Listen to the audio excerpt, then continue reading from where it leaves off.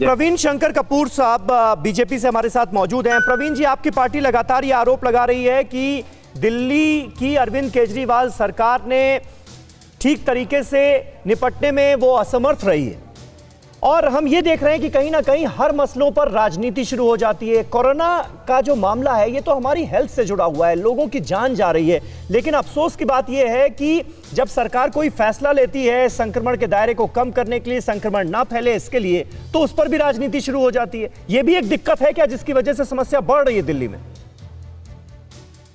देखिए सुमित जी, अगर आप ध्यान देंगे तो ईद पर बाजार खोलने की जब जल्दबाजी हुई थी, हाँ, उसके बाद से ये सरकार लगातार लापरवाही के एक के बाद डिसीजन लेती रही। अभी 10 दिन पहले देखिए, अचानक इन्हें एक जिद हो गई, हमें बसों को पूरा भर के चलाना है। क्या कारण था? अरे आप नई एडिशनल बसें सड़क पे ले आते अगर आपको लगता था लोगों को बसों की जरूरत है तो। आप कोई भी ऐसा काम नहीं कर रहे, आप एक इवेंट मैनेजमेंट की तरह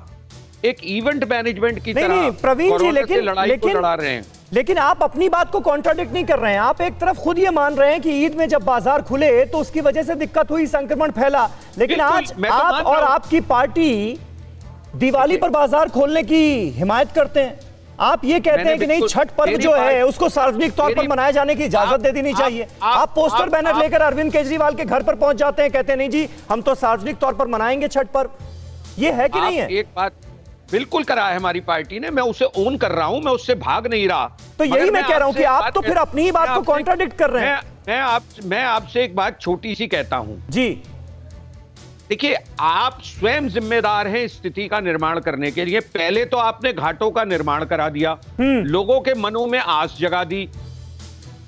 जब दिवाली से पूर्व दशहरे के दौरान हमारी पार्टी ने तो कभी नहीं कहा था ना कि आप एक मंच लगा करके बड़ा सा कार्यक्रम करके सामूहिक दिवाली मनाने की बात कीजिए।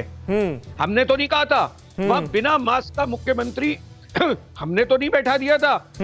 उस कार्यक्रम में किसी भी नेता ने, शायद संजीव जी ने भी शामिल हुए होंगे विधायक के नाते, मैंने तो नहीं देखा किसी ने मुंह पर मास्क लगा रखा था। मगर अचानक जब छठ की बात आई तो सारा देश, सारी दिल्ली की सरकार जाग गई और छठ पे रोक लगा दी। ठीक है, आप इस बीच में ईद, बकरा ईद भी मनाई गई, कोई प्रतिबंध नहीं लगा।